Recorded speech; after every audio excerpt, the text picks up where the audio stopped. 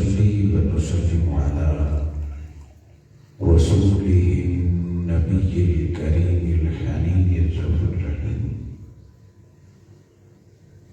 أما بعد، أعوذ بالله من الشيطان الرجيم. بسم الله الرحمن الرحيم.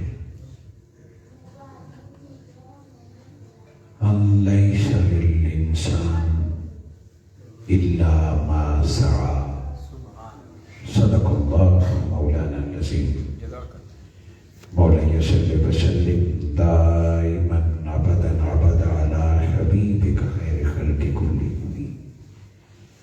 اللهم صل على سيدنا محمد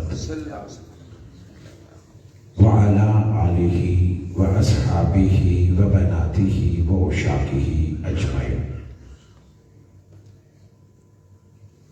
سب بار شکر اس پیدا کرنے والی ذات کا جس کی عنایت کردہ توفیق اور فضل و کرم سے میں اور آپ ماہ جمادی الاول کی ایک بابرکت شب فقط اللہ اور اس کے پیارے رسول صلی اللہ علیہ وآلہ وسلم کی رضا اور حصول خوشنودی کے لیے اللہ کے گھر میں بیٹھ کر تلاوت قرآن مجید، نعت و درود، سلام اور واعظ و نصیحت میں شامل ہے. اللہ رب العزت میرا اور آپ کا آنا اور ان امور صالحہ اور امور خیر میں شامل ہونا قبول فرمائے. خصوصاً بالخصوص جملہ اہل محلہ کمیٹی و امام جامع مسجد حاضر، وہ تمام نوجوانان جن کی دعوت اور محبت کے طفیل، بالخصوص محترم جناب حاجی امیر خان صاحب اور آپ کے تمام دوست احباب اور معاونین، عزیزم اویس صاحب اور ان کے جملہ حلقہ احباب، عزیزم محمد حسین صاحب اور مسجد کے دیگر متعلقین کہ جن کی دعوت پر آپ اور میں جمع ہیں. مرشد العلام نے محترم جناب حضرت علامہ مولانا حاجی نورالدین صاحب سے، محترم جناب ظہور احمد شاہ صاحب سے، محترم جناب قاری گلزار احمد شاہ صاحب سے تلاوت قرآن مجید اور نعت سماعت فرمائی. ہمیشہ کی طرح محترم جناب ڈاکٹر عبدالحمید کیانی صاحب نقابت کے فرائض سر انجام دے رہے تھے.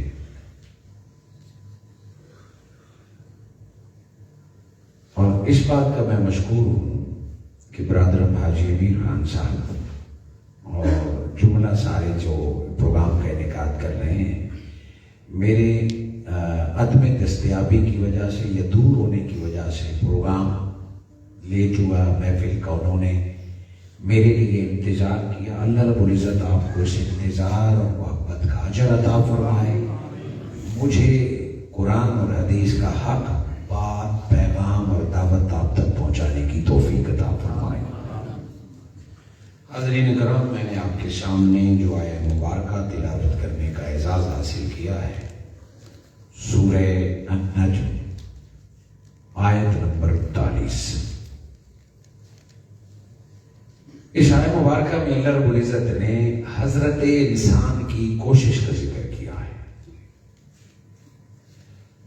نتائج انسان کے اختیار میں نہیں ہے، کامیابی انسان کے اختیار میں نہیں ہے. انسان کے اختیار میں اللہ رب العزت نے قوت ارادی کے ساتھ قوت عمل دیا ہے. حضرت انسان کوشش کرتا ہے. کچھ لوگوں کی کوششیں ثمربار ہوتی ہیں، نتیجہ خیز ہوتی ہیں اور ان کو کامیابی ملتی ہے. کچھ کو آدھی کامیابی ملتی ہے اور کچھ کو کچھ بھی نہیں ملتا. دنیا انہیں ناکام کہتی ہے. کوئی کامیابی کی منزل پر پہنچ گیا، یہ رب کا کرم اور فضل ہے. کسی کو آدھی کامیابی ملی، یہ بھی رب کا احسان ہے. اور کوئی کامیاب نہیں ہوا مگر اس نے کوشش کی، اب بھی وہ ناکام نہیں ہے۔ اس کے ذمے اللہ نے محنت لگائی تھی، منزل ملی نہ ملی، اللہ رب العزت محنت، کوشش، اجر دنیا میں بھی عطا فرمائے گا اور آخرت میں بھی عطا فرمائے گا۔ اس آیت مبارکہ میں اللہ رب العزت نے فرمایا کہ انسان کو صرف وہی ملتا ہے جس کی وہ کوشش کرتا ہے، انسان کے لیے وہی ہے جس کی وہ کوشش کرتا ہے۔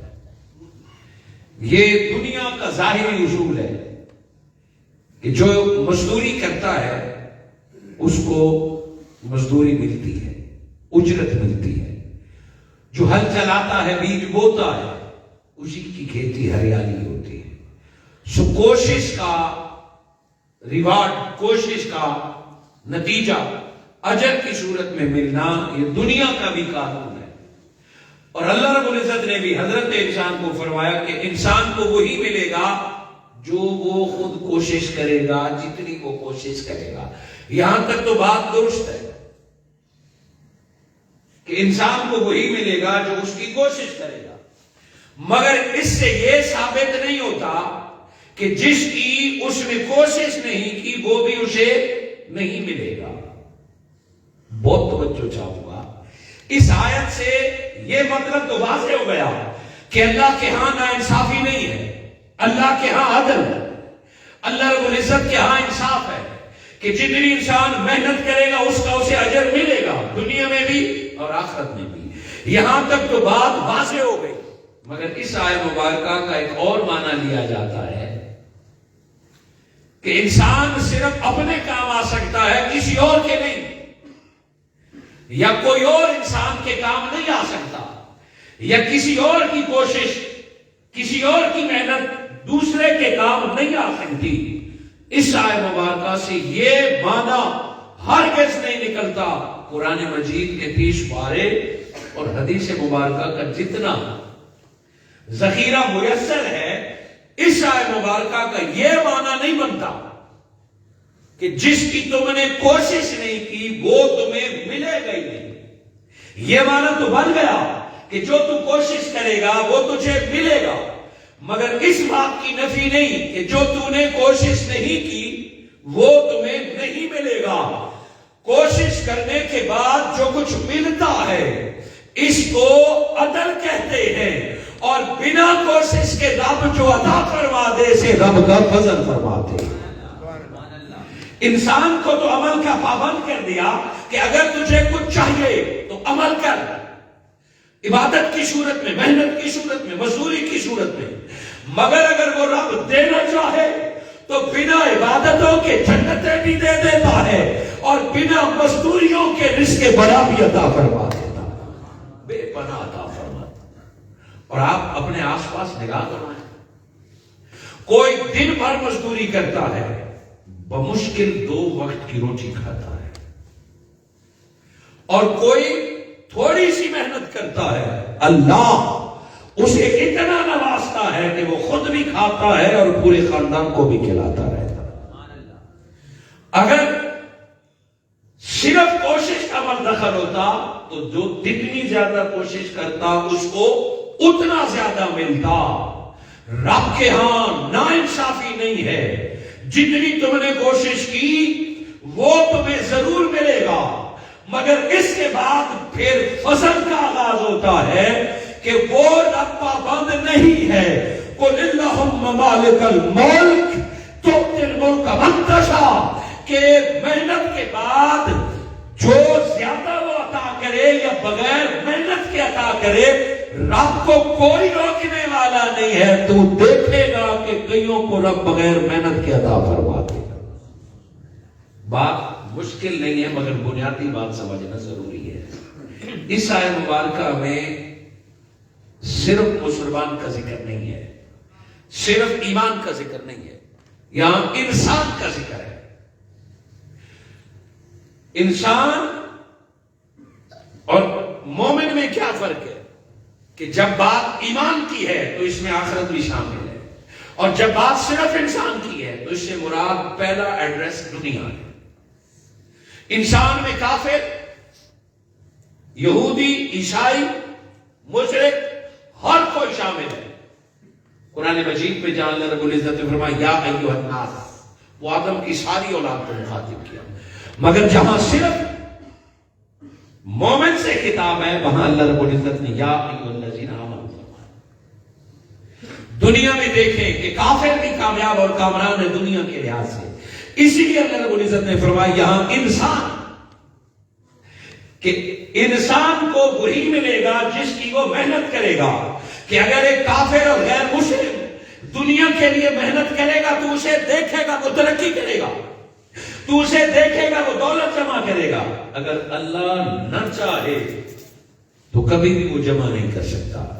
یہ کافر اور غیر مسلم بھوکے مر جائے، انہیں کچھ بھی نہ ملے، چونکہ رزق رب کے ہاتھ میں ہے، ساری دنیا کے جتنے فوائد ہیں یہ رب کی مرضی سے آتے ہیں، مگر اللہ نے دکھا دیا آج غیر مسلم سہولیات کے اعتبار سے، سائنس کے اعتبار سے، ٹیکنالوجی کے اعتبار سے مسلمانوں سے آگے ہو تو ہو، وہ اس لیے کہ انہوں نے محنت کی، انہوں نے تعلیم حاصل کی، شب و روز اپنے منزل کی طرف بڑھتے رہے، اور اللہ نے دنیا کو دکھا دیا کہ یہ دیکھ کہ انہوں نے دنیا میں جہد مسلسل کیا، محنت کی، کاروبار کیا، تعلیم حاصل کی، تحقیقات کی، تجربات کی، اللہ نے ان کا حق نہیں رکھا، بلکہ اللہ نے دنیا میں ان کو نواز دیا، جتنا انہوں نے محنت کی اللہ نے نواز دیا، چونکہ اس آیت میں اللہ نے انسان سے وعدہ کیا تھا، لیکن جب مومن محنت کرتا ہے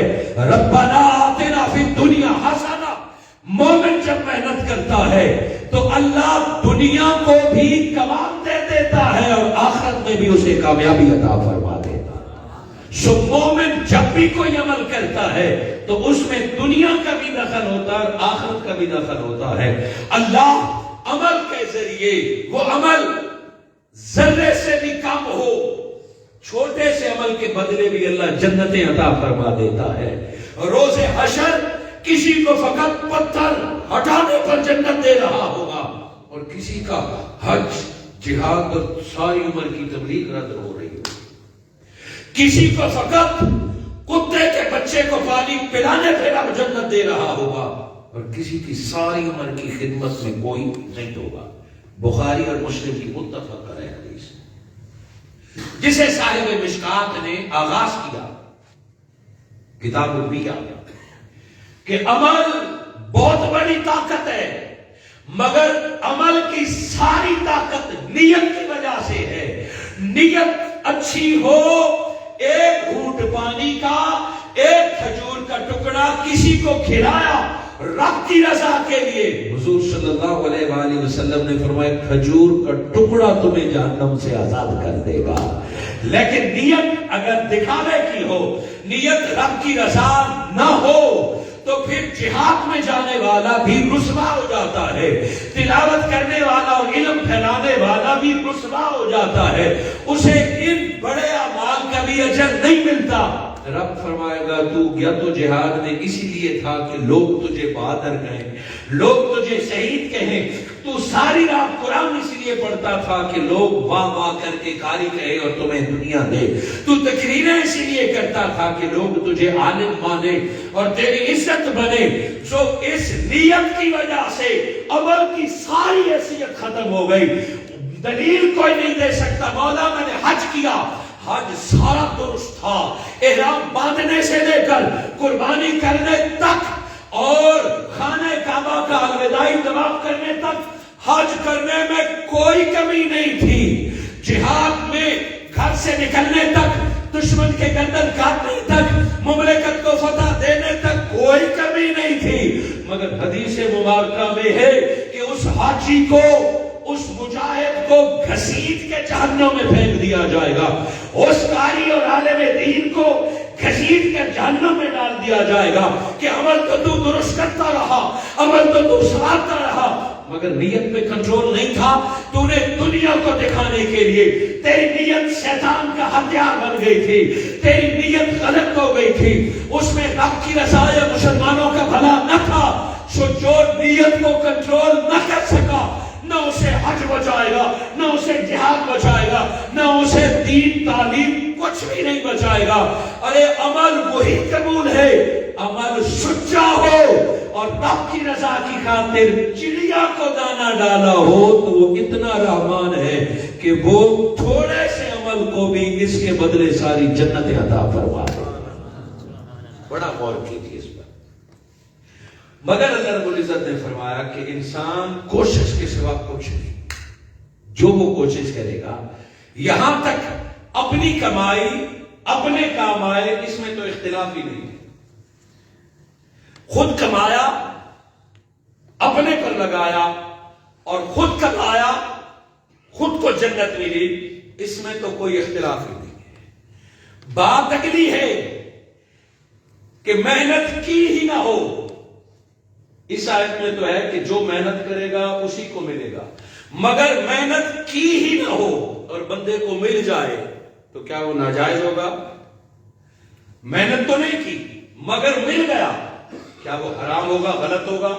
آپ کہیں گے کیسے؟ بنا محنت کے دنیا کی مثال اگر سمجھنا چاہو تو وہ وراثت ہے۔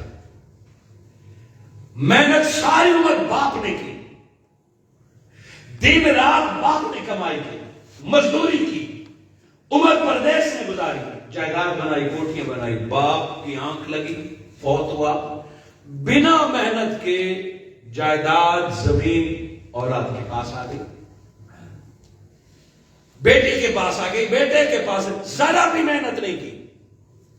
اور یہ قرآن کا فیصلہ ہے کہ باپ کے حصے میں یہ بیٹے کا حصہ، یہ بیٹی کا حصہ، مرنے والے کے میں یہ بیوی کا حصہ، یہ بہن بھائیوں کا حصہ، یہ وراثت کا قانون ہے۔ اب اس میں زندہ لوگوں کی ذرا بھی محنت نہیں کی، بنا محنت کے وراثت آ گئی، اللہ کا حکم تھا۔ سو پہلی آیت کو اگر سامنے رکھیں کہ لیس للانسان الا ما سعى، کہ محنت کے سوا انسان کے لیے کچھ نہیں، مگر وراثت ساری بنا محنت کی ملتی ہے۔ رب نے اپنی طاقت دکھائی کہ تم نے تو نہیں کمائی تھی، وہ مالک ہے، چاہے تو بس ایک لمحے سے پہلے تو خالی تھا، ادھر تیرا باپ فوت ہوا، اس کے فوت ہونے سے رب نے تمہیں کروڑ پتی بنا دیا۔ کتنی مثالیں دنیا میں دیکھیں۔ اسی طرح تحفہ ہے، ہدیہ ہے۔ اسلام تحفہ دینے کی اجازت بھی دیتا ہے، لینے کی بھی اجازت دیتا ہے۔ حدیث مبارکہ کا مفہوم ہے کہ تحفے لینے دینے سے محبت بڑھتی ہے۔ وہ تحفہ کسی قسم کا بھی ہو سکتا ہے، کوئی حد نہیں۔ نبی صلی اللہ علیہ وآلہ وسلم اپنی طاقت کے مطابق تحفہ دیتے تھے اور تحفہ لیتے بھی تھے۔ سو اگر کوئی کسی کو تحفہ دے، وہ چاہے گلاب کا پھول ہو یا وہ چاہے مربع زمین ہو، اگر مالک ہوتا ہے وہ کسی کو دے دے تو کوئی قانون پوچھنے والا نہیں کہ یہ تو نے ہدیہ یا تحفہ کیوں دیا۔ بنا محنت کے مل جاتی ہے، کسی کو زمین، کسی کو دولت، کوئی دوست گائے دے دے، بھینس دے دے، شریعت اس بات سے نہیں روکتی، مگر اس آیت کے تناظر میں دیکھیں اس نے محنت کی نہ کی اور تحفے میں کنال پلاٹ مل گیا، تحفے میں مربع کی زمین مل گئی، کیا یہ ناجائز ہوگی؟ کوئی اسے نہیں کہہ سکتا۔ چکڑی نو اس نے کچھ نہیں کیا مگر اسے تحفہ اتنا مل گیا۔ اس سے اگلا قانون اور بھی وہ ہبہ کا ہے۔ ہبہ ہے کہ ایک شخص دوسرے کو ہبہ کر دیتا ہے، یہ بھی ملکیت ہے۔ شریعت ہبہ کی حفاظت کرتی ہے اور ہبہ کے قوانین بناتی ہے۔ تحفہ، ہدیہ، ہبہ، یہ میں دنیا کی مثال بتا رہا ہوں کہ محنت ایک بندے کی ہوتی ہے، چونکہ وہ مالک ہوتا ہے، وہ تحفے کی صورت میں، وہ ہدیہ کی صورت میں، پھر وراثت کی صورت میں اس شخص کے پاس چلی جاتی ہے جس نے محنت کی نہیں ہوتی۔ یہ ساری آیت کے تناظر میں دیکھتے جائیے، یہ دنیا کی بات ہے۔ سو پہلی بات یہ تھی کہ انسان کو محنت سے ملے، اس سے تو میٹھی بات کوئی نہیں۔ بنا محنت کے مالک دے دے، یہ رب کا احسان ہے۔ اگلی بات یہ کہ محنت ایک کرے اور اجر دوسرے کو ملے۔ اس سے بھی پہلے ایک اور بات سمجھ لیں کہ محنت ہی نہیں کی پھر بھی اللہ اجر دے دے۔ پہلی بات تو یہ سمجھی کہ محنت کسی اور کی تھی، اجر آپ کو مل گیا، چلو جائز ہو گئی۔ چونکہ اگلا مالک ہے. اگلی بات کہ بندے نے محنت نہیں کی اور اللہ رب العزت نے بنا محنت کے اسے دنیا میں بھی دے دیا, آخرت میں بھی دے دیا. یہ دنیا کی بات آپ نے سمجھی. اب آخرت کی بات, ہاں نماز, روزہ, حج, زکات یہ اعمال فرائض ہیں, ان کا پوچھا جائے گا. صدقہ و خیرات, نوافل, ان کا اللہ اجر عطا فرماتا ہے. خدمت خدا کی مخلوق بندے کو اللہ کے قریب کرتی ہے اور جنت دلاتی ہے. مگر ایک بندہ ایسا ہوگا کہ جس نے نہیں کیا ہوگا مگر بنا کچھ کرے بھی اللہ رب العزت اسے عطا فرمائے گا کہ محنت بھی نہیں کی. آیت میں تو تھا کہ جتنی تو محنت کرے گا اللہ اسے اتنا عطا فرمائے گا. حدیث مبارکہ ہے نیت المؤمن خیر من عملہ, کہ مومن کی نیت اس کے عمل سے بہت بہتر ہے. یا رسول اللہ اس کا کیا معاملہ ہے؟ 20 حدیث مبارکہ ہے کہ قیامت کے دن ایک شخص آئے گا, فرشتے اس کے ہاتھ میں, دائیں ہاتھ میں رزلٹ کارڈ دیں گے. قیامت کے دن جو رزلٹ کارڈ ہوگا وہ اعلان نہیں کیا جائے گا یہ بندہ فیل ہے یہ پاس ہے. فرشتے اعمال تولیں گے, جس کی نیکیاں زیادہ ہوگی رزلٹ کارڈ یا کاغذ اس کے دائیں ہاتھ میں ہوتا ہے, دے دیا جائے گا. جس کے دائیں ہاتھ میں کاغذ دے دیا, جس کے دائیں ہاتھ میں کاغذ ہوگا, اس سے مراد کوئی اس کا رستہ نہیں روکے گا, جنت کی طرف جانا شروع ہو جائے گا. جس کے اعمال تولے گئے اور رزلٹ کارڈ اس کے بائیں ہاتھ میں دے دیا گیا, اس سے مراد وہ ناکام ہو گیا, وہ خوار ہو گیا, وہ جہنم کی طرف جائے گا. یہ عدل کی بات ہو رہی ہے, ترازو کی بات ہو رہی ہے. حدیث مبارکہ ہے کہ ایک بندے کو فرشتے اعمال تولیں گے اور رزلٹ کارڈ اس کے ہاتھ میں دے دیں گے. وہ دیکھے گا کہ اس میں لکھا ہوگا حج, روزہ, نماز, زکات, ایوری تھنگ. وہ سوچے گا یہ تو میرا ہے ہی نہیں, فرشتے غلط ہو گئے, میرے ہاتھ میں دیجیے. ضمیر اسے کہے گا یہ تیرے اعمال نہیں ہیں, یہ کہاں سے آ گئے, یہ تیرے کیسے ہو گئے. ضمیر اسے کہے گا, وہ سوچ رہا ہوگا, مگر رزلٹ اس کے دائیں ہاتھ میں ہوگا, وہ کامیاب ہے. وہ سوچ رہا ہوگا. آخر ایک روایت میں وہ فرشتوں سے پوچھے گا, ایک روایت میں کہ غیب سے آواز آ جائے گی, اللہ خود اس سے ہم کلام ہوگا کہ ہاں بندے تیرے ہاتھ میں یہ آیا ہے, یہ عمل تیرا نہیں تھا مگر تو نے عمل نہیں کیا تھا, مگر اللہ رب العزت نے تجھے اجر عطا فرمایا.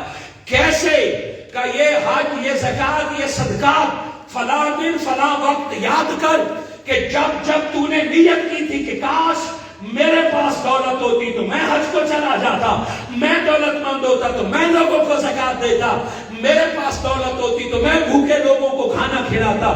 جب تو نے نیت کی تب اللہ نے تجھے مقبول عمل کا ثواب عطا فرما دیا.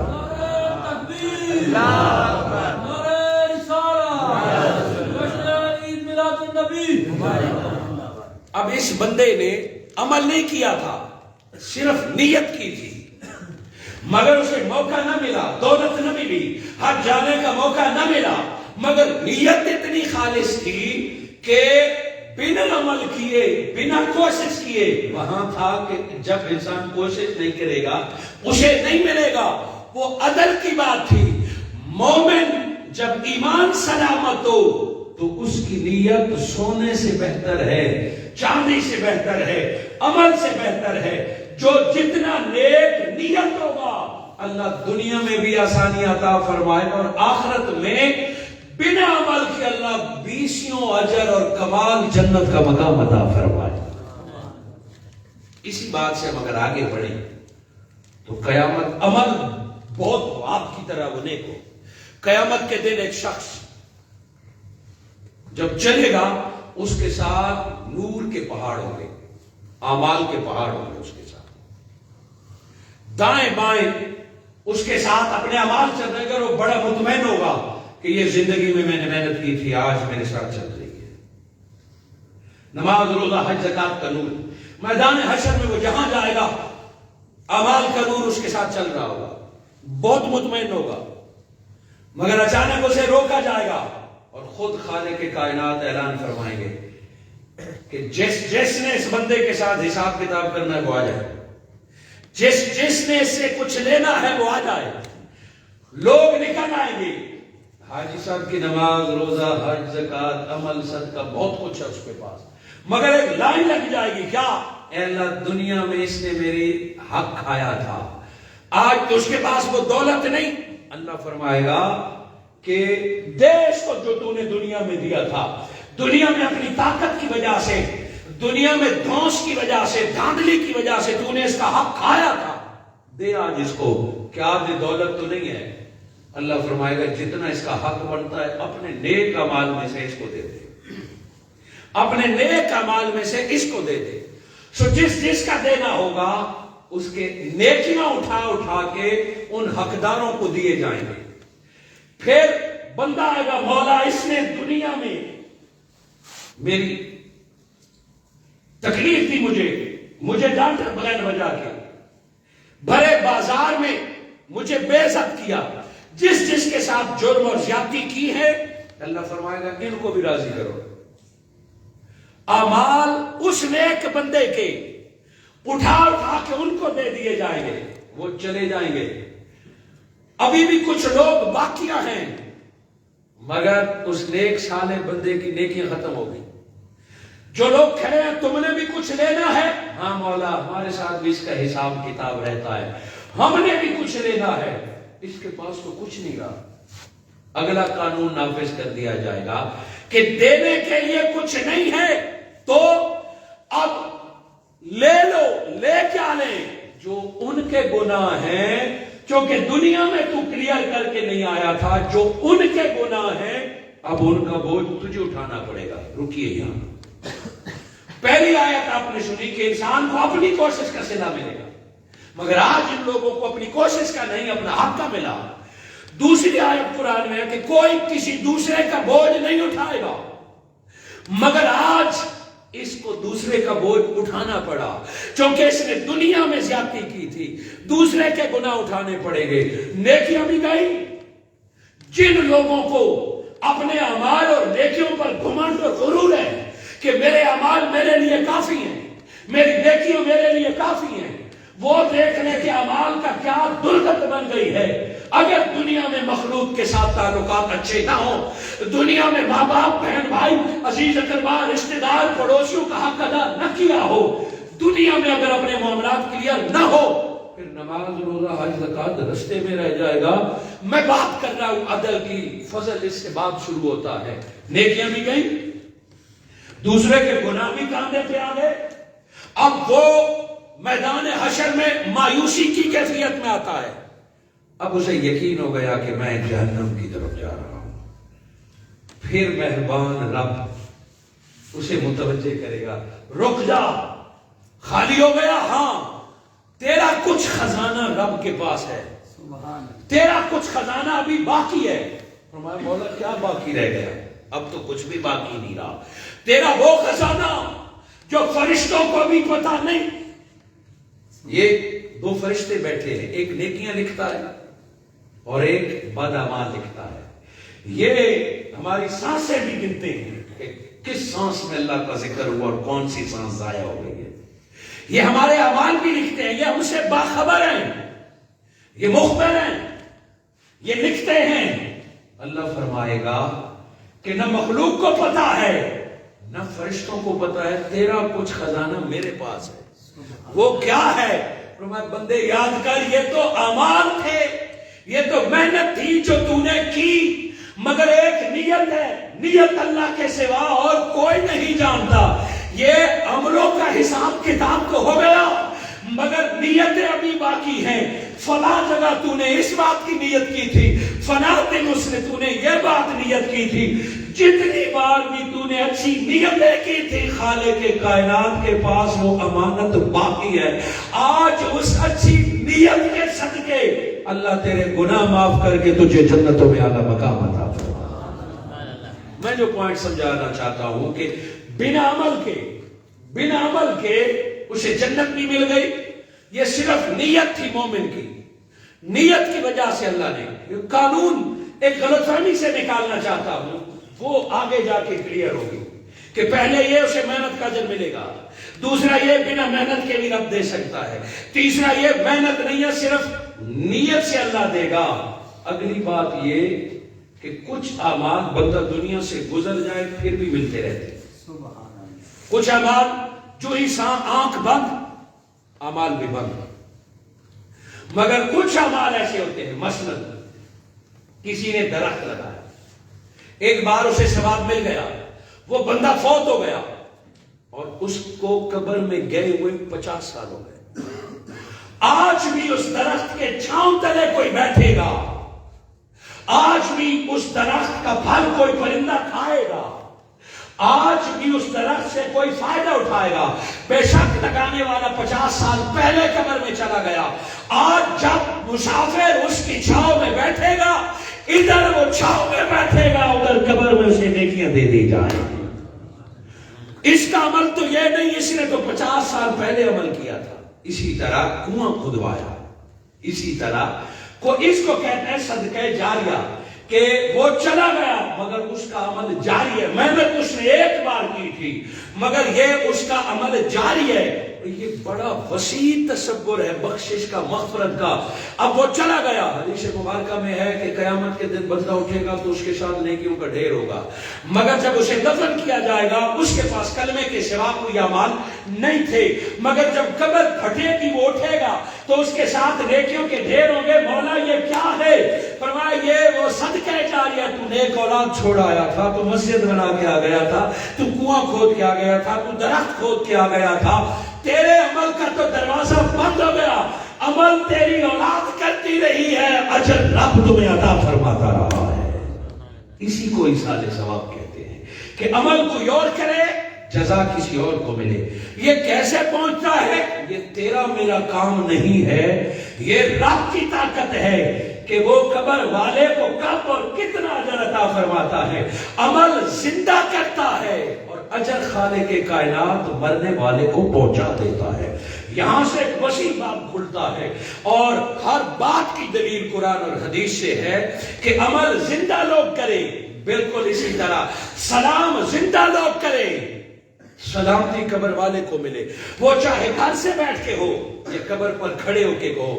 نبی صلی اللہ علیہ وآلہ وسلم نے فرمایا جب قبرستان جاؤ تو تم کہو السلام علیکم وہاں جا کے، اور قبرستان نہ جا سکے تو گھر میں دعا مانگو۔ دعا بندہ گھر میں مانگتا ہے اور رحمت کا نزول قبرستان میں قبر پر ہونے لگ جاتا ہے۔ سلام بندہ پورے قبرستان پر بندہ کرتا ہے اور اللہ اجر و ثواب اور سلامتی قبر والے کو عطا کرتا ہے۔ تو یہ ریاضی کی طرح بڑا آسان سا سوال ہے، کوئی اتنی مشکل سائنس نہیں ہے کہ وہ مالک ہے، عمل زندہ بندہ کرتا ہے، اجر اللہ فوت شدہ کو عطا کر دیتا ہے۔ پھر پابندی نہیں ہے وہ 100 سال پہلے فوت ہوا، وہ 500 سال پہلے فوت ہوا، وہ 600 سال۔ پھر یہ پابندی نہیں ہے کہ بندہ نیکوکار تھا، بندہ گناہگار تھا، بندہ حاجی نمازی تھا، مرنے والا جو بھی ہو، شرط یہ ہے کہ خاتمہ کلمے پر اور ایمان پر ہو۔ کسی وقت بھی دعا قبول ہو سکتی ہے۔ وہ جب داخل ہوا تو وہ مستحق جہنم تھا، اور جب وہ قبر سے نکلے گا تو اوروں کی دعا، اوروں کے عمل کی وجہ سے اللہ اسے اعلیٰ جنت عطا فرما دے گا۔ اس میں آپ کے ذہن میں جو سوال پیدا ہو سکتے کر سکتے ہیں۔ اسی وقت کوئی نوجوان اٹھے کہ یہ کیا ہے، ہر سوال کا جواب اس ٹاپک میں موجود ہے کہ عمل بندہ کرے۔ کیا یہ آج کے مولویوں کی ایجاد ہے یا پچھلے اماموں کی؟ نبی صلی اللہ علیہ وآلہ وسلم سے صحابہ نے سوال کیا اور آقا نے جواب دیا۔ ام المومنین حضرت عائشہ فرماتی ہے بندہ آیا، بخاری کی حدیث، مسلم کی حدیث، ابی داؤد کی حدیث، بندہ آیا، یا رسول اللہ میری ماں فوت ہو گئی اور میں نہیں تھا۔ حضور صلی اللہ علیہ وآلہ وسلم نے فرمایا پھر؟ کہا مجھے گمان ہے کہ اگر میری اماں زندہ ہوتی اور مجھ سے بات کرتی تو مجھے صدقہ دینے کا حکم دے کہ بیٹا صدقہ کرو، مگر فوت ہوتے وقت میں اماں سے مل نہیں سکا، میں باہر تھا، ماں فوت ہو گئی، اب میں کیا کروں؟ فرمایا اب صدقہ دو۔ یا رسول اللہ پہنچے گا؟ فرمایا ہاں، ماں کی جگہ صدقہ تم دے دو، اجر اللہ اسے عطا فرما دے گا۔ اسی طرح ایک صحابی رسول آئے، فرمایا یا رسول اللہ میری ماں نے حج کی نیت کر لی تھی، ان پر حج واجب ہو گیا تھا، وہ تیاری بھی تھی مگر نہیں جا سکی، میں کیا کروں؟ نبی مکرم نے فرمایا جاؤ اس کی جگہ حج کرو، اس کی جگہ حج کرو۔ حج میں کروں؟ فرمایا ہاں حج تم کرو، واجب اس کا ادا ہو کہ اللہ اسے اجر و ثواب عطا فرما دے گا۔ ایسی 20 حدیثیں ہیں کہ عمل بندہ کرے گا اور اجر و ثواب وہاں ملے گا۔ آپ کہیں گے یہ کیسے؟ یہ نفل نماز بھی ہے، یہ بھی حدیث پاک میں موجود ہے۔ کسی کے لیے روزہ رکھنا، یہ بھی حدیث پاک میں موجود ہے۔ کسی کے لیے عمرہ رکھنا، یہ بھی حدیث پاک میں موجود ہے۔ کسی کے لیے حج کرنا، حج بدن کرنا، یہ بھی حدیث پاک میں موجود ہے۔ کسی کے لیے اوروں کو کھانا کھلانا، یہ بھی حدیث میں موجود ہے۔ صحابہ کی وصیتیں موجود ہیں۔ کسی کے لیے مسجد بنوانا، اپنے فوت شدہ کے لیے مدرسے میں دینا، ایصال ثواب کے اتنے ابواب ہیں اور سب کچھ حدیث مبارکہ میں موجود ہیں کہ مسجد بیٹا بنوائے گا، مدرسہ بیٹا بنوائے گا، حج بیٹی کر لے، عمرہ بیٹا کر لے، جو وہ نیت کرے گا، جیسے وہ نیت کرے گا، اور رب کے کرم اور مہربانی دیکھیں کہ کرنے والے کو بھی اللہ محروم نہیں کرتا۔ بیٹا مسجد بنوائے کہ میں اپنے بابا کے بخشش کے لیے مسجد بنواتا ہوں، ایسا نہیں ہے کہ سارا ثواب اٹھا کے بابا کو دیا جائے گا، بلکہ اس کا حصہ بھی کم نہیں ہوگا، بنانے والے کو بھی اللہ پورا دے دے گا، اور جس کی نیت کی تھی اللہ رب العزت اسے بھی ساری مسجد بنانے کا اجر عطا فرما دے گا۔ اس میں قرآن اور حدیث کی جتنی دلیلیں چاہیے، جتنی دلیلیں چاہیے وہ سن لیں۔ سادہ سی دلیل اگر میں دوں تو سورہ یوسف، یعقوب علیہ السلام کے 11 بیٹے تھے، ایک بیٹا گم ہو گیا۔ یوسف علیہ السلام کو بھائیوں نے کنویں میں ڈال دیا، سگے بھائیوں۔ یوسف علیہ السلام کو وہاں اللہ نے کنویں سے نکالا اور تخت پہ بٹھا دیا، مصر کی حکومت دے دی۔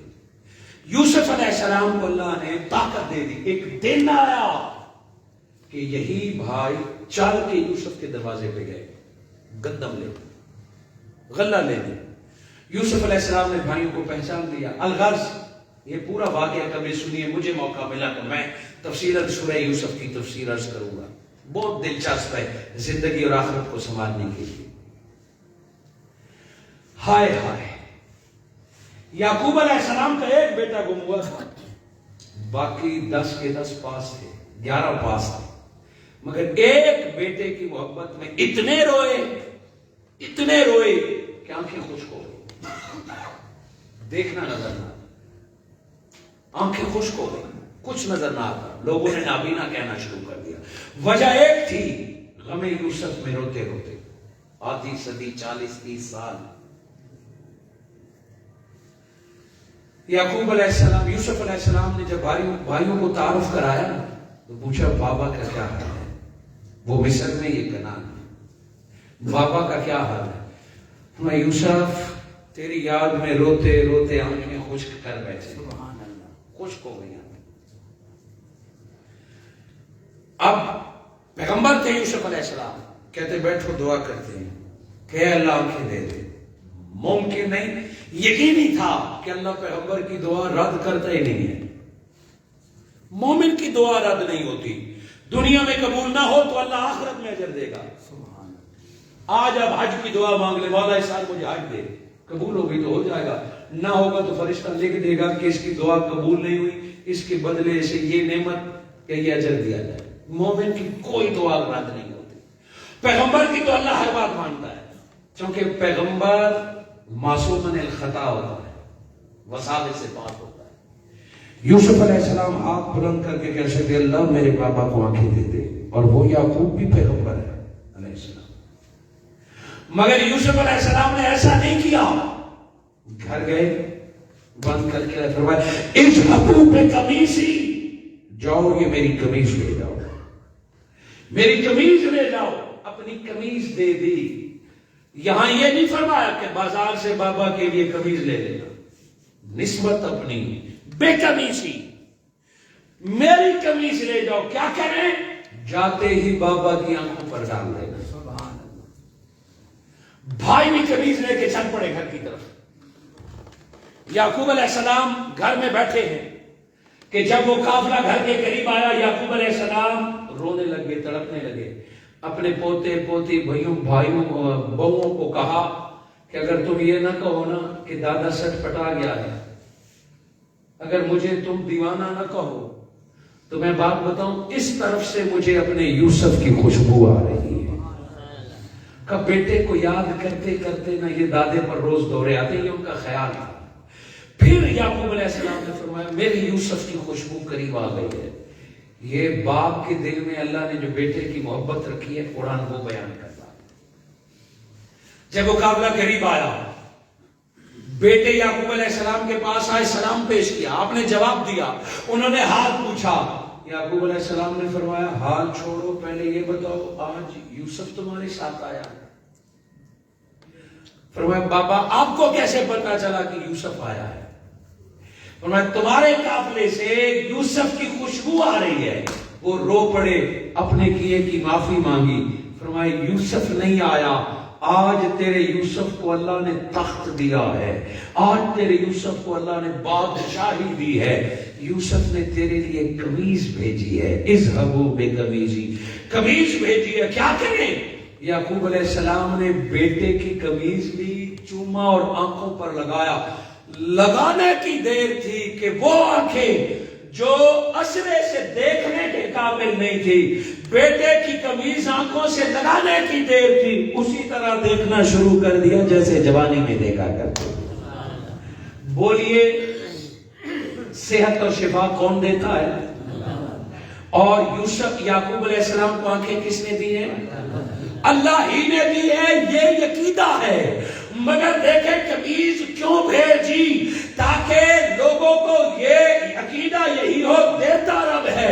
قمیض بھیجی، یہ تھا ایصال برکت، یہ تھا ایصال ثواب، یہ تھا دنیا کا سبب کہ اے بندے رب کی رحمت کے لیے سبب پیدا کرنا تیرا کام ہے، عمل میں محنت کرنا تیرا کام ہے۔ وہ رب چاہے تو دعاؤں سے بھی یعقوب کو آنکھیں دے سکتا ہے، مگر پیغمبر نے رب کی امید پر اپنی قمیض بھیجی، رب نے اسے قمیض میں شفائے کامل رکھ دیا۔ اچھا بات نہیں سمجھ آئی تو آسان کر دیتے، بخاری اور مسلم کی حدیث ہے، نبی صلی اللہ علیہ وآلہ وسلم ایک خبر پر آئے، حضور صلی اللہ علیہ وآلہ وسلم نے فرمایا ٹہنی توڑ کے لے آؤ کھجور کی، عرب میں درخت کھجور کا تھا، ٹہنی توڑ کے لے آؤ۔ جب ٹہنی توڑ کے لائے، حضور صلی اللہ علیہ وآلہ وسلم نے ٹہنی کو توڑا اور قبر پر رکھا۔ بہت غور کیجئے گا، میں بات کو سمیٹنے کی طرف آ رہا ہوں۔ ٹہنی کو توڑا اور قبر پر رکھ دیا۔ کیا وجہ اس کی؟ ٹہنی کو توڑا اور قبر پر رکھ دیا۔ یا رسول اللہ یہ کیوں؟ حضور صلی اللہ علیہ وآلہ وسلم نے فرمایا جب تک یہ ٹہنیاں سبز رہیں گی اللہ کا ذکر کرے گی۔ اب اس کی طرف آ جائیے کہ عمل کوئی اور کرے اجر کسی اور کو ملے۔ یہاں تک بات کہ ٹہنیاں رکھی قبر پر، نبی مکرم نے فرمایا جب تک یہ ٹہنیاں ذکر کرتی رہے گی قبر والے کو اللہ اجر عطا فرماتا رہے گا، عذاب میں تخفیف ہوگی، اس کو نور ملتا رہے گا۔ ٹہنیاں ذکر کرے اللہ کا، درمیان میں پتھر ہوگے، درمیان میں مٹی ہوگی، دفن ہونے والا نیچے ہے، اوپر ٹہنیاں رکھی، ذکر ٹہنیاں کریں، اجر مرنے والے کو ملے، نہ خون کا رشتہ نہ ایمان کا رشتہ۔ کوئی ایک نبی کا عمل تھا کہ ٹہنیاں رکھ دی، کیا اللہ ٹہنیوں کا محتاج ہے؟ کیا نبی ٹہنیوں کا محتاج ہے؟ مگر میرے آقا نے اسباب کی دنیا کا سبب بتایا، ایک پیغام دیا کہ قبر پر ٹہنی ذکر اللہ کا کرے تو قبر والے پر عذاب اٹھا دیا جاتا ہے۔ اے بندے اگر تو اپنے بابا کی قبر پر جائے گا اور تو رب کا قرآن پڑھے گا، رب کی آیتیں پڑھے گا، نبی نے ٹہنی رکھ کے سمجھا دیا قرآن پڑھنا تیرا کام ہے، تیرے بابا دادا کو اجر پہنچانا رب کا کام ہے۔ یہ عمل کوئی باہر والا کرے، اجر اندر والے کو پہنچائے، یہ رب پہنچاتا ہے۔ یہ عقیدہ رکھنا کہ چاہتے ہی نہیں، کوئی فائدہ ہی نہیں۔ دنیا والے جو گزر گئے، کیا آج معاذ اپنے ماں باپ تو اپنے ماں باپ، اولیاء، شہداء اور انبیاء کا ذکر بات مثال کے کیا جائے تو ان کو روکنے والے ساری بات نیت پر ہے، وہ کل ہو، وہ 40واں ہو، وہ برسی ہو، وہ محفل میلاد ہو، मकसद अगर फकत दुनिया को दिखाना है या अपनी दौलत दिखानी है तो तू जान और तेरा अल्लाह जाने, लेकिन अगर नीयत खालिस हो तो दो बंदे बैठकर एक बार भी मुस्तफा पर दुरूद भेजते हैं तो आसमान से रब का जवाब भी आता है और कब्र में नबी मुकर्रम भी उसके लिए दुआएं फरमाते हैं। नीयतें जब खालिस हो, सारा दारो मदार नीयतों पर है। आज कुछ लोग अमल का इनकार करते हैं, सिर्फ नीयत पर रहते हैं। कुछ लोग बिना अमल के बख्शिश का दरवाजा बंद कर देते हैं। मगर हमारा जिस अकीदे से ताल्लुक है कि पहले अपनी तैयारी करो, रब्बना फ़िरली वले वालिदैया, फिर अपने माँ बाप की फिक्र करो, फिर अपने औलाद की फिक्र करो, फिर अपने मोमिनीन की करो। जितनी तुम औरों की फिक्र करोगे अल्लाह तुम्हारे लिए दीन और दुनिया के दोनों रास्ते अता फरमाता जाएगा। हाज़रीन मुकर्रम, इस बात को अगर हम समेटें तो हजरत साबित रज़ी अल्लाह ताला अन्हु एक सहाबी रसूल गुजरे, वो कानों के बहरे थे। वक्त करीब हुआ चाहता है, वो कानों के बहरे थे, वो कानों के बहरे थे। और जो बंदा बहरा होता है वो ऊंचा भी बोलता है। किस नियत से बोलता है कि जिस तरह मैं नहीं सुनता तो और मैं नहीं सुनेंगे। बहरा बंदा ऊंचा बोलता है और पागल बंदा दुनिया को पागल समझता है। बंदे पर जो बीतती है वो औरों को वही समझता है। और जिसके पास जितना इल्म होता है वो समझता है दुनिया के पास भी इतना ही है। जिसके पास जो होता है, ये कम ज़र्फ की बात कर रहा हूं। हजरत साबित रज़ियल्लाहु ताला अन्हु हुजूर सल्लल्लाहु अलैहि वसल्लम के पास भी बैठते थे क्योंकि कम सुनाई देता था, बोलते भी ऊंचा थे। एक दिन दो अज़ीमुल मर्तबत सहाबाए किराम के दरमियान आपस में कोई गुफ्तगू हुई, किसी मसले पर डिस्कशन हुई, इख्तिलाफ हो गया, आवाज बुलंद हो गई। सूरह हुजरात आयत नंबर 3, अल्लाह रब्बुल इज्जत ने आयत भेजी, या अय्युहल्लज़ीना आमनू ला तरफ़अू अस्वातकुम फ़ौक़ सौतिन नबी। ए ईमान वालो, अमल की बात समझा रहा हूं शुरू से अब तक कि अमल का तो अल्लाह अजर देगा, मगर सिर्फ अमलों के भरोसे पर बैठे रहे तो क्या होता है देखिए। ए ईमान वालो, अपनी आवाज नबी की आवाज से बुलंद ना करना और न ही नबी से ऐसे गुफ्तगू करना जैसे आपस में करते हो। क्या होगा? अमाल हो, तुम्हारे सारे अमाल बर्बाद हो जाएंगे और तुम्हें पता ही नहीं होगा। किया हुआ अमल कैसे बर्बाद होता है, अकाउंट में पड़े हुए पैसे कैसे खर्च होते हैं। आपके जेब में वो चोरी हो गए मगर अकाउंट में पैसे वो कैसे बर्बाद हो गए। मिसाल दे रहा हूं, जो बंदा अमल कर ले, एक बंदे ने हज किया था, उसे सवाब मिल गया, आज उसने झूठ बोला तो झूठ बोलने की वजह से पिछला हज जाया नहीं होता। एक बंदे ने किसी को धोखा दिया, पिछले रोजे जाया नहीं होंगे, इस धोखे का उसे सजा मिलेगी मगर पिछले रोजे जाया नहीं हुए। एक बंदे ने रात भर नफल पढ़े, सुबह किसी के साथ ज्यादती की, रात वाले नफल जाया नहीं होते, इस बात की उसे सजा मिलेगी। मगर ऐसा ऐलान हो गया कि ऐ ईमान वालो, अगर तुम्हारी आवाज नबी की आवाज से बुलंद हो गई तो पिछले सारे अमाल खत्म हो जाएंगे, उस दिन के नहीं, पिछले। और खिताब किससे है? तुझसे और मुझसे नहीं कि जिसकी नेकियां भी गिनी हुई है 50, 60, 100, 1000। खिताब उनसे है कि जिसके बारे में मेरे आका ने फरमाया कि दुनिया, आसमान दुनिया के सितारे कम हैं, मेरे उम्र फारूक का अजर सवाब इससे ज्यादा है।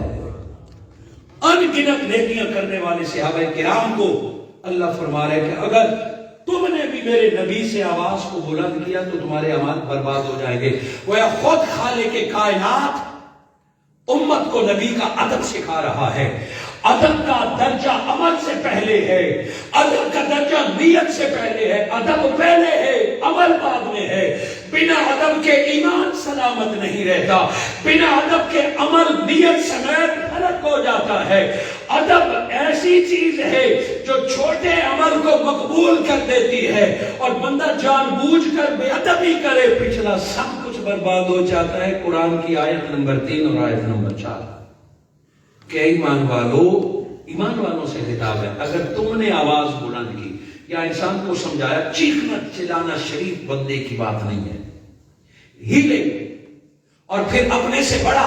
یہاں نبی اور امتی کے بعد اللہ رب العزت نے سبق دیا ہے کہ بیٹا باپ کے سامنے نہ چلائے، چھوٹا بھائی بڑے بھائیوں کے سامنے نہ چلائے، شاگرد استاد کے سامنے نہ چلائے. اسی طرح اپنے سے عمر میں بڑا ہو، رتبے میں بڑا ہو یا آواز میں بڑا ہو، بے شک وہ غلط بھی ہو، مگر چھوٹے کو چلانے کی اجازت نہیں ہے. پتہ ہے اندھیرے میں بکری کتا، بکری کی بھی چار ٹانگیں ہیں، کتے کی بھی چار ٹانگیں ہیں.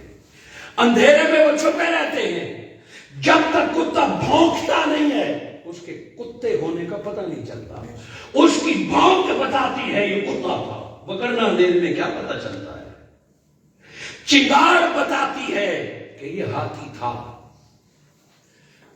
آواز بتاتی ہے کہ یہ بکری ہے. اسی لیے زبان کو کنٹرول کرنا یہ مومن کو پہلا حکم ہے. میرے آقا صلی اللہ علیہ وآلہ وسلم نے فرمایا دانتوں میں جو ٹکڑا ہے، ٹانگوں میں جو گوشت کا ٹکڑا ہے، جو بندہ مجھے اس کی ضمانت دیتا ہے میں محمد اسے جنت کی ضمانت دیتا ہوں. اور یہی زبان بندے کو بے ادب اور گستاخ بناتی ہے. اور اس سے یہ مراد نہیں کہ سامنے جی کرو اور سر کو جھکا لو اور بعد میں بلا وجہ کسی کی غیبت کرنا، کسی پر الزامات لگانا، یہ سب بے ادبی میں اور آواز بلند کرنا ہے. اللہ رب العزت نے امت کو سمجھایا کہ اپنے سے بڑے رشتے کا ادب کیسے کیا جاتا ہے، اپنے استاد، اپنے امیر، اپنے شیخ، اپنے باپ، اپنی ماں اور اپنے بڑوں کا اختلاف صحیح مگر چلانے کی اجازت نہیں. اللہ رب العزت نے فرمایا اے ایمان والو تم اپنی آواز نبی کی آواز سے بلند نہیں کرو گے وگرنہ تمہارے سارے اعمال برباد ہو جائیں گے. ہر صحابی ڈر گئے، ہر صحابی یہی سمجھا کہ یہ میری وجہ سے ہوا ہے، یہ آیت میری وجہ سے اتری ہے. حضرت ثابت رضی اللہ تعالیٰ عنہ نے تو دوڑ لگا دی اور ایک کھلی جگہ پر بیٹھ کر سر پکڑ کر رونے لگ گئے. فرمایا کیوں؟ میں برباد ہو گیا.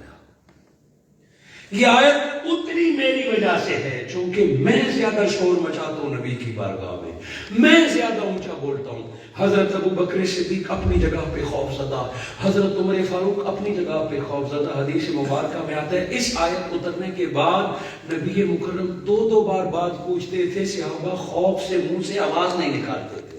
سیدنا صدیق اکبر نے تو کنکریاں لی، ببلز، یہ چھوٹی کنکریاں جو ہوتی ہیں ان کو دھویا، منہ میں رکھ دیا. یہ کیوں؟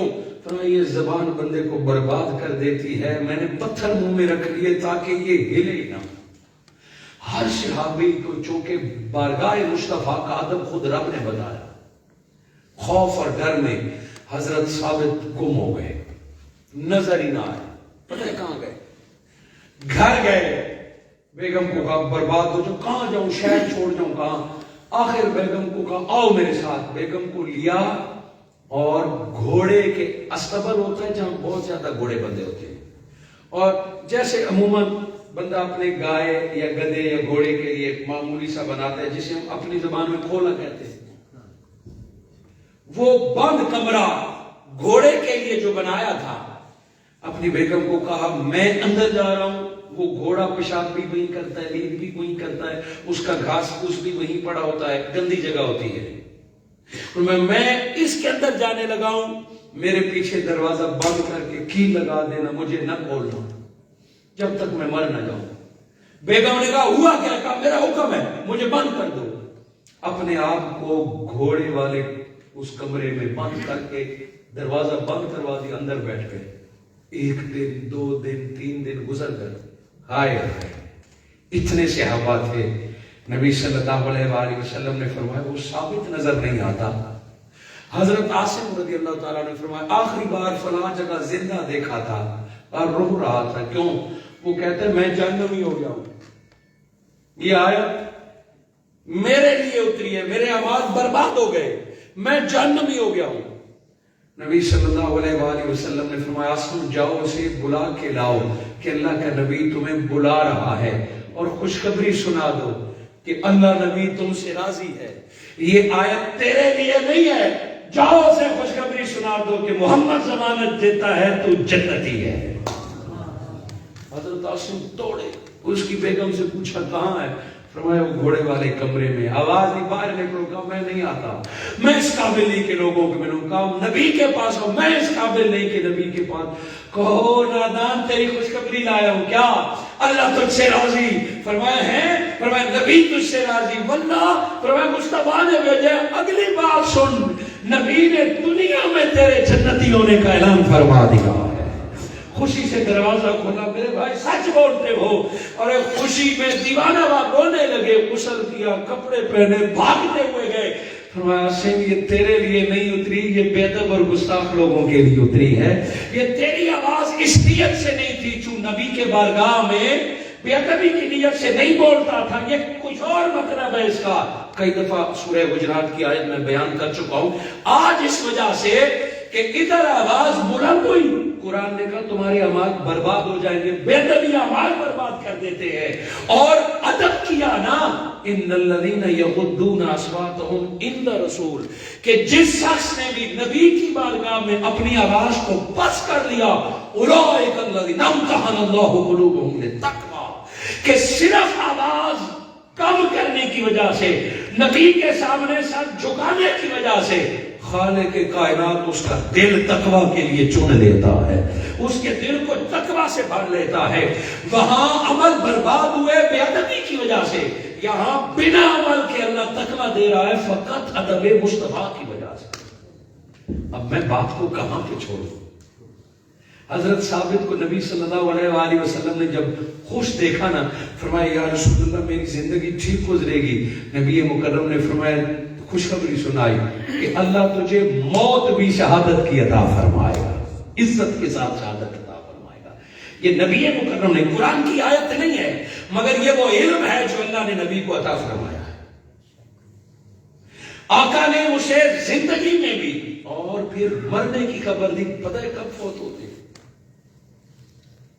حضرت ثابت کو خوشخبری سنا دی.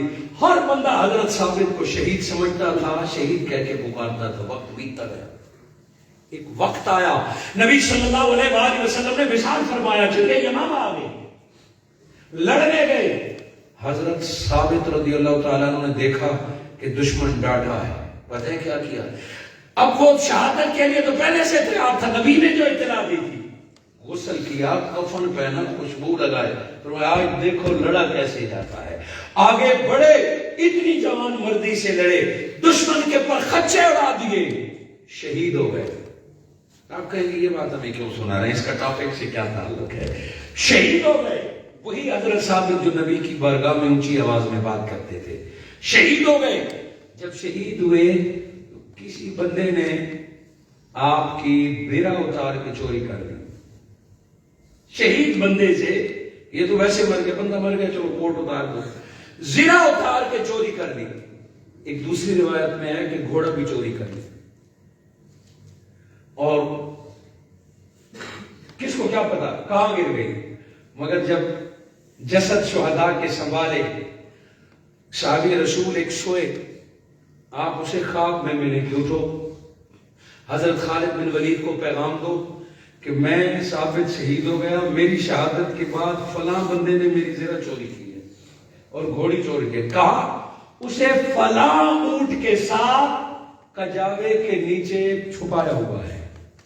خواب میں بتایا کہ چوری بھی کی ہے اور زرہ کو فلاں جگہ چھپایا ہوا ہے. اچھا, بات یہاں بھی ختم نہیں ہوئی. کیا کرے, وہاں سے زرہ نکالے, میرا گھوڑا لیں, اس کو بیچے, اور پھر سیدنا ابو بکر صدیق کو میرا پیغام دیں کہ میں شہید ہو گیا ہوں, یہ میرا اثاثہ ہے, مجھ پر قرض ہے, اگر اس سے پورا ہوتا ہے تو یہ اتار دیں, وگرنہ حکومت اپنی طرف سے پیسے شامل کر کے میں شہید کا قرض اتار دیا جائے. چونکہ قرض ایسا معاملہ ہے جس سے شہید سے بھی سوال کیا جائے گا. قرض ایسا شہید سے اور کوئی سوال نہیں کیا جائے گا سوائے قرض کے کہ تو نے قرض کیوں نہیں دیا, لوٹایا کیوں نہیں. اچھا خواب تھا, لیکن وہ صحابی رسول اٹھا اور اسی جگہ گیا جہاں اس بندے کو پکڑا, وہی کجاوا اٹھایا, اس کے نیچے سے وہ زرہ نکلی, پھر اس کو بیچا اور حضرت ابو بکر صدیق کو پیغام دیا خالد بن ولید کی وساطت سے, उम्मत मुस्तफ़ा में ये वो वाहिद साहबी है कि जिनकी वसीयत पर अमल बाद विसाल के हुआ है, वगरना वसीयत जिंदगी में की जाती है, ख्वाबों में नहीं की जाती। ये वह हज़रत साबित है जिन्होंने बारगाह मुस्तफ़ा का अदब किया, तो बाद मरने के भी अल्लाह रब्बुल इज्जत ने बाद शहादत की इज्जत दी। सैयदना अबू बकर सिद्दीक ने फरमाया इसकी पूरी वसीयत पर अमल होगा, उन लोगों को बुलाकर वो हक अदा किया जो उन्होंने ख्वाब में फरमाया है। हाज़िरीन मुकर्रम, जब तक हम जिंदा हैं कोशिश हमारे जिम्मे है। जो बंदा कोशिश नहीं करता, बैठा रहता है, सुस्त होता है, वो दुनिया में लोगों से पीछे रह जाता है। जो सिर्फ बातें बनाता रहता है, जो लोगों को डिस्कस करते रहता है, वो दुनिया के अमल में भी पीछा रहेगा और नेकियां भी उसके पास नहीं होंगी। अचानक मौत आ सकती है, ऐसा बंदा दुनिया में परेशान होता है, घर वालों पर बोझ होता है। इसलिए नौजवानों को चाहिए कि वो अपने आप को मेहनत का आदी करे। जितना अपने आप को मेहनत का आदी करेंगे, जितनी हलाल की रोजी खाएंगे, उतना खालिक के कायनात इबादत का मौका देगा।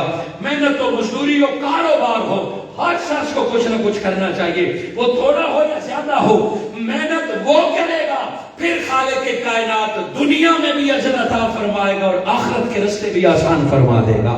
कुछ मेहनत अपने लिए, कुछ मेहनत अपने बीवी बच्चों के लिए, कुछ मेहनत माँ बाप के लिए और कुछ मेहनत फिर अपनी कब्र और आखिरत के लिए। हर तरफ मेहनत करना बंदे का काम है। फिर कमी कजी रहती है तो वो रहमान फजल फरमा के सदका मोहम्मद मुस्तफ़ा के सारी खताएं माफ फरमा देता है। सो जब तक बंदे की नीयत खालिस हो, खालिस नीयत के साथ हुजूर सल्लल्लाहु अलैहि वसल्लम की गुलामी की निस्बत जुड़ी हुई हो, तो ये दीन भी बड़ा आसान है और दुनिया भी मुश्किल नहीं है। जब बंदा अल्लाह की रजा पर राजी हो जाता है तो अल्लाह खुद ब खुद रस्ते खोलता है। लैसल इंसान इल्ला मा सआ, कि इंसान मेहनत के सिवा कुछ नहीं है, मेहनत तुम करो, इसके बाद अल्लाह बिना फजल के। आज मैंने बुनियादी तौर पर आपको बुनियाद दी है ईसाले सवाब की, क्योंकि बहुत सारी आवाजें उठने लगी हैं मला ख्याल से लेके मीठा खटक तक कि ये जनाजे के बाद दुआ क्या है, सदका खैरात क्या है, कब्र पे जाने दुआएं क्या है। ये गलतफहमियों की वजह से हम कुछ लोग जानबूझ के ये अफवाहें उड़ाकर परेशान करते हैं। ये कोई नई बात नहीं है। बाद विसाल के इसाले सवाब पर एक सुन्नी नहीं, सारे मुत्तफिक हैं। सिर्फ इमाम अहमद रजा नहीं, कासिम नानूतवी का भी, मौलाना जकरिया का भी, मुहद्दिस देलवी का भी, सारों का यही मौक़िफ़ है। सिर्फ फिक़ह हनफी का नहीं, इमाम शाफी भी इसाले सवाब के कायल है, उसकी मुख्तलिफ सूरतें। इंशाअल्लाह ताला मैं यहां रहा तो बाकायदा ये अगले 5-6 माह में इसी पर खिताब करूंगा कि अपने लिए मेहनत कैसे की जाती है और दूसरे के लिए जनाजा, दुआ, सदका खैरात, ये इसको क्या तरीकाकार है, क्या गलत फहमियां है। कोई ये भूल में न रहे कि हम यहाँ से दूर हो गए तो हम बात नहीं पहुंचती या बात नहीं कर सकते। इंशाअल्लाह ताला है किसी के मुकाबले में नहीं है दीन के लिए। आप सवालात करें इंशाअल्लाह ताला। अगर मैं जल्द ना आ सका तो ऑनलाइन मुलाकात होगी और ऑनलाइन सवालात के जवाब होंगे। इसी जगह से शुरू करेंगे इंशाअल्लाह परसों। मोहतरम जनाब गुलजार अहमद शाह साहब, इमाम जामे मस्जिद हाजा बिलखुसूस ज़हूर अहमद शाह साहब की महफिल है। कहाँ है? मस्जिद निजाम खैल थी, मोहल्ला निजाम खैल में जो मस्जिद है उसमें इंशाअल्लाह परसों रात बाद नमाज इशा होगा। इससे अगली बात करेंगे इंशाअल्लाह, जिसमें औलिया अल्लाह का अदब होगा। शेख सैयदना अब्दुल कादिर गिलानी से नबी की उम्मत का क्या ताल्लुक है, कैसे होना चाहिए और खुद अल्लाह के वली जिंदगी कैसे गुजारते हैं। इसी जगह से कि बाद विसाल के जिंदा बंदे को दुनिया से गुजरे हुए के साथ कैसा ताल्लुक रखना चाहिए और जो फौत हो गया है उसका जिंदों के साथ क्या ताल्लुक होता है। बाकी गुफ्तगू उसी जगह से होगी। इश्क मुस्तफ़ा के साथ वक्त पूरा हुआ चाहता है। एक हिस्सा जो मिलाद मुस्तफ़ा या हुजूर के विसाल के बाद की बातें थी वो रह गई हैं। 15 मिनट में अपने उसूल से ज्यादा बोल गया। अल्लाह रब्बुल इज्जत आपको बरकत अता फरमाए। आज नूरुद्दीन साहब आज वक्त दिया है, खिलाफ मामूल उन्होंने पूरा खिताब सुना, आखिर तक बैठे रहे क्योंकि वो सुबह 3 बजे फिर जागते हैं, ड्यूटी करते हैं, मगर आज वो बैठे रहे। अल्लाह रब्बुल इज्जत उनकी काविशें, मेहनतें जो वो दीन के लिए करते हैं कबूल फरमाए। बिलखुसूस फिर मैं नौजवानों को मुबारकबाद देता हूँ कि जिन्होंने जलसा जिससे मर्जी करवाए। बात साथी कहते हैं कि आप आएंगे तो करेंगे, میں ممبر رسول پر کھلے دل سے اجازت دیتا ہوں. میں اس بات سے ناراض نہیں ہوتا کہ کون بول گیا, مگر جس سے بھی پہلے بندے کا پتر بلائیں, پتہ کریں کہ وہ بندے کا پتر ہے, وہ کوئی فرقہ وریت پھیلانے والا تو نہیں ہے, وہ کوئی بد عقیدہ تو نہیں ہے, وہ خامخواہ کسی کے ضد میں تو نہیں آیا ہوا. صرف جو جس کو ممبر رسول کا حیا ہو, عقیدہ حق ہے, سنت پر قائم, اسے بلائیں اور بات علم کی سنیں. پھر جس کو بلائیں جدھر بلائیں کوئی خطرہ نہیں. لیکن جب بھی کوئی غلط بات کرے گا یا غلط بندہ بلائیں گے تو مجھے آپ سے بھی شکوہ ہوگا, اس سے بھی شکوہ ہوگا. اللہ رب العزت مجھے اور آپ کو مرتے دم تک حق پر رہنے کی توفیق عطا فرمائے.